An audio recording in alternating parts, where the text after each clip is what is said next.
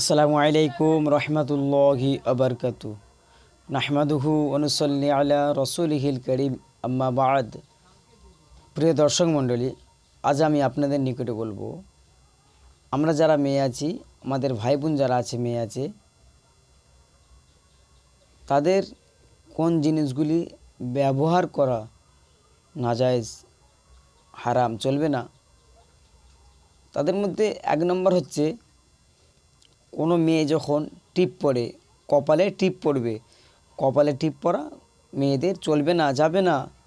কারণ যখন কোনো মেয়ে কপালে টিপ পড়বে, টিপের মধ্যে একটি আঠা জাতীয় একটি জিনিস আছে।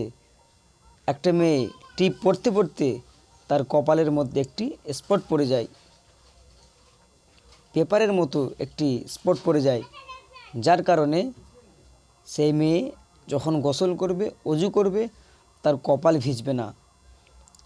শরীরের যদি কোনো অংশ একটু না ভেজে শুকিয়ে থাকে, তাহলে গোসল হবে না, অজু হবে না। যেমন মুখমণ্ডল, পুরো মুখমণ্ডল ধোয়া ফরজ,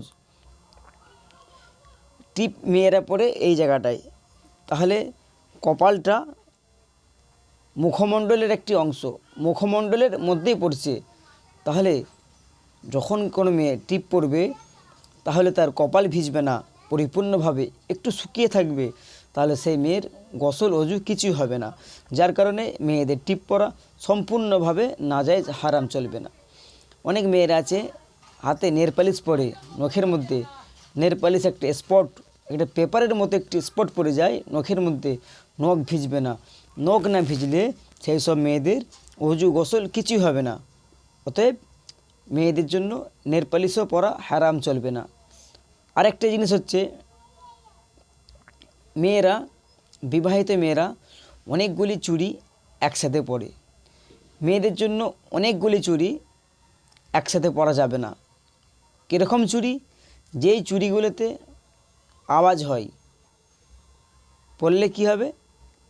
কোনো মেয়ে যখন অনেকগুলি চুড়ি একসাথে পরবে, যখন অনেকগুলি চুড়ি হাতে থাকবে, যখন সবগুলি চুড়ি একসাথে বাজবে, আওয়াজ হবে, একটা আওয়াজ একটা তৈরি হবে, সেই সব আওয়াজগুলি ছেলেদের কানে যাবে। ছেলেরা অনুমান করবে যে অমুক ঘরে অমুক জায়গায় মেয়ে আছে, সেই মেয়ের প্রতি ফিলিং জাগবে। তাই জন্য সেই সব মেয়েদের জন্য অনেকগুলি চুড়ি পরা যাবে না। তবে হ্যাঁ, মেয়েরা চুড়ি পরবে এক পিস অথবা দু পিস, এমনভাবে চুড়ি পরবে এক পিস দু পিস, যাতে করে কোনো রকম আওয়াজ না হয়। আরেকটা হচ্ছে, মেয়েরা যে নুপুর আছে, নুপুরের সাথে ঘুঙুর পরতে পারবে না, যার জন্য ঝনাক ঝনাক করে আওয়াজ হয়, এই রূপও পরা যাবে না। কারণ এই রূপের জন্য মেয়েরা যখন রাস্তাতে হাঁটে, চলাফেরা করে, পুরুষরা অনুমান করতে পারে যে একটা মেয়ে আসতেছে, সেই মেয়ের প্রতি একটা ফিলিং জাগে।